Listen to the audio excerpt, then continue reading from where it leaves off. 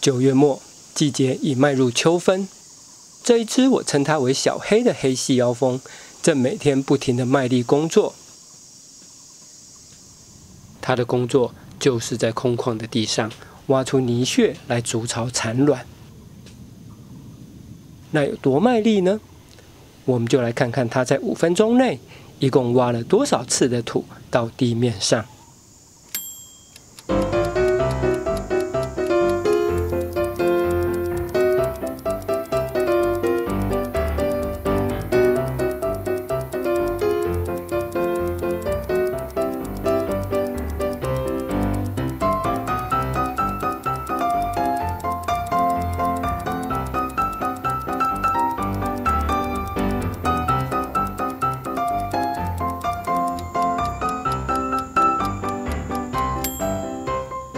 5分钟一共12次，平均25秒就1次。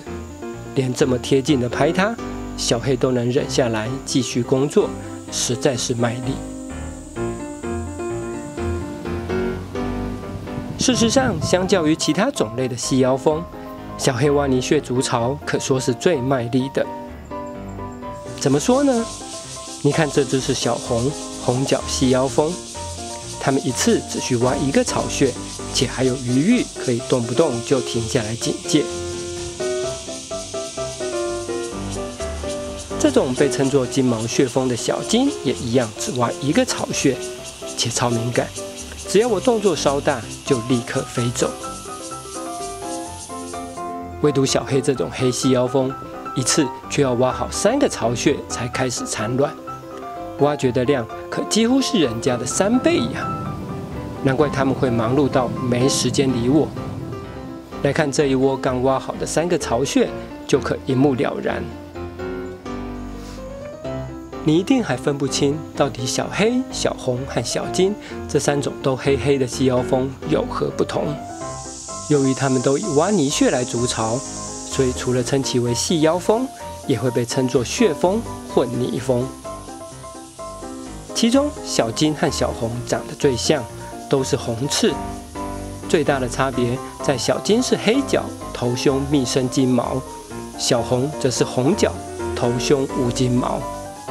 那小黑则是黑翅、黑脚、头胸密生银毛，因此又被称作银毛泥蜂。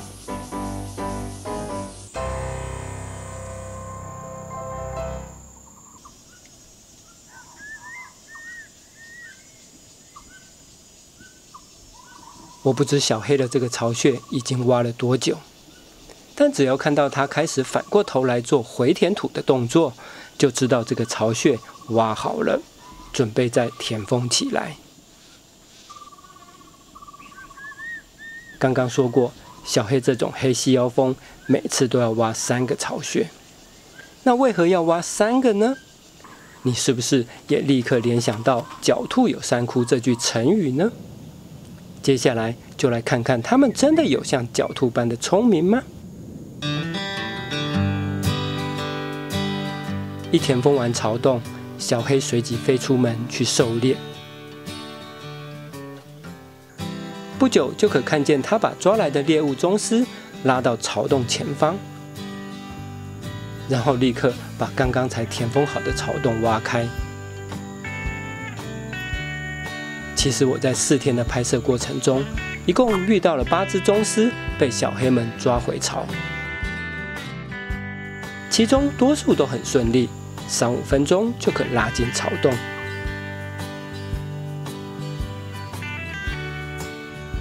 当然也有一波3折的，像这一只迷糊小黑，就好像找不到巢洞的位置，谁叫它把巢洞填封得如此毫无破绽？看来连苍蝇都想分一杯羹，但是休想。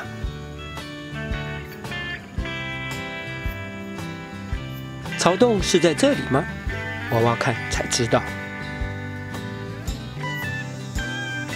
其实这些被抓来的宗丝全都还活着，只是身躯被细腰蜂蛰到麻痹不能动了。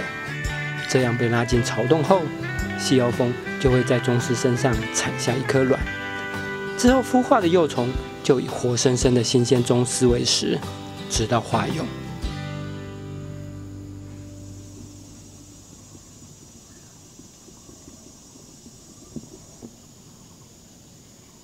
迷糊小黑就这样埋头挖了15分钟，显然是挖错了。那换这里试一试。实在挖太久，连蚂蚁都找上门了。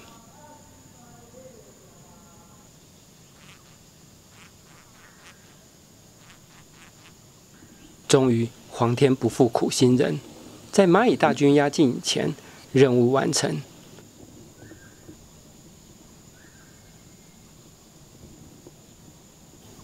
接着产完卵，迷糊小黑又再一次把巢洞填封起来。你听见他用大颚挖土的声音了吗？原来他们挖土要使这么大劲啊！可别小看这个填封的动作，没做好可是会倒大霉的。你看这只粗心小黑的巢穴，就引来大群蚂蚁的入侵，有的受了。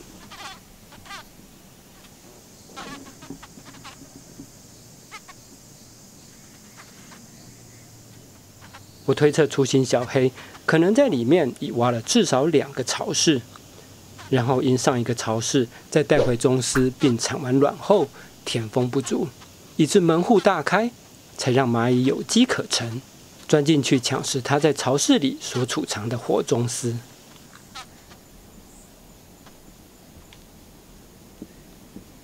最后双方经过了10分钟的激战，粗心小黑还是赢了，成功夺回巢穴。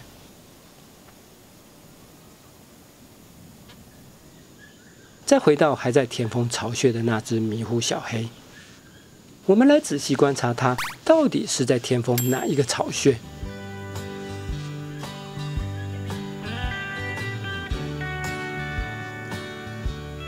答案是中间的那一个，而且它还永远都只会选中间的那一个来当真正的巢穴。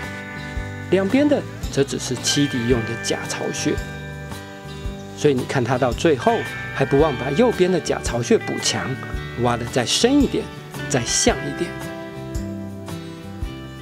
不过在这里，对他们筑巢最大威胁的，可是视力很糟的蚂蚁呀！这样的假巢穴怎么骗得了他们呀？观察到这里，你觉得他们真的有像狡兔三窟那般的聪明吗？事实上，200年前的法国昆虫学家法布尔就曾实验与观察过。